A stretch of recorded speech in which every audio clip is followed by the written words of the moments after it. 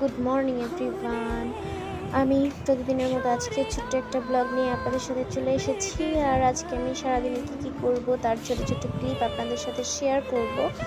আর তার মধ্যে আমি যে সকালবেলা ঘুম থেকে উঠে চা বানাইছি, রুটি বানাইছি, দেন এখন হচ্ছে মুখ ধুচ্ছি। আর মুখ ঠুক যখন ধুয়ে উঠি তখন অনেক ফ্রেশ লাগে, আর না হলে আসলে খুবই খারাপ লাগে। তো মুখ তো ধোয়া মাস্ট। আর এই যে ফেস ওয়াশটা আমি কিছুদিন ধরে ব্যবহার করছি, এটা হচ্ছে ইন্ডিয়ান একটা ফেস ওয়াশ, মামাআর্থের রাইস ফেস ওয়াশ। এটা খুবই ভালো, আপনারা ইউজ করবেন, আশা করি অনেক ভালো রেজাল্ট পাবেন। এটা হচ্ছে মুখের ভিতরে যে ছোটো ছোটো দানা হয় এটা আর কি রিমুভ করে দেয়। দেন আপনারা ইউজ করে তারপরে বলবেন। আর আমি আপনাকে অবশ্যই দেখাবো আগের ফেস আর এখন, যে এই দেখেন আমি যখন ঘুম থেকে উঠছি তখন আমার কেমন লাগছে আর এখন কেমন। আর এই যে তারপর চলে এসেছি জামা কাপড় লাড়তে। দেখিস এমনি কয়েকদিন ধরে খুবই বৃষ্টির কারণে জামা কাপড় আসলে দিতে পারি না। তো জামা কাপড় লাইরা এখন চলে আসছি আমশর্তগুলো হচ্ছে রোদ্রে দিব। রোদ্রে দিয়ে চলে এসেছি আমার রুমে। অগোছালো ছিল, ঘুম থেকে উঠে চলে গেছিলাম কাজে। তো এখন হচ্ছে রুমটাকে ঠিক করব।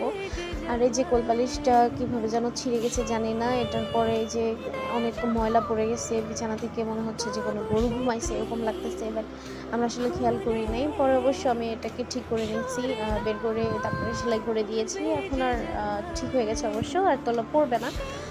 তো এখন হচ্ছে আমি সব গুছিয়ে নিচ্ছিলাম। আমার হাজব্যান্ড তো সিগারেট খায়, আমি দেখছিলাম যে সিগারেট আছে কি না, নাহলে তো আমি প্রায় সিগারেটের খোসা ধরে ফেলে দিই, পরে আবার সে খুঁজতে দেয় যে কোথায় ফেলাইছি, কারণ সিগারেট সহ। আর এই যে এখানে আমি হচ্ছে চিয়া সিডস ভিজিয়ে রেখেছিলাম কালকে রাত্রে, ওটাকে খেয়ে নিলাম। প্রচণ্ড গরম আসলে। তো এখন চলে এসেছি দুপুরে রান্না করতে।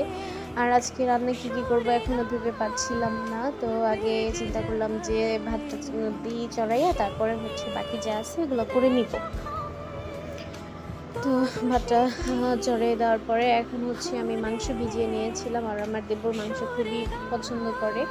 আর বাড়িতে আমি, আমার দেবর এবং আমার হাজব্যান্ড আছে, তো এক একজনের জন্য এক এক রকমের খাবার রান্না করতে হয়।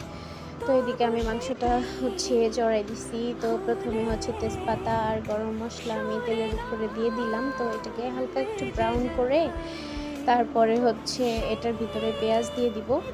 আর পেঁয়াজটা সুন্দর করে একদম লাল লাল করে ভেজে নিব। লাল লাল করে ভেজে না নিলে আসলে চিকেনটা ভালো লাগে না। দেন লাল লাল করে দিলে চিকেনটা অনেক মানে অন্যরকম একটা কালার হয়ে যায়, আর দেখতেও যেমন সুন্দর লাগে, খাইতেও ওরকম মজা লাগে।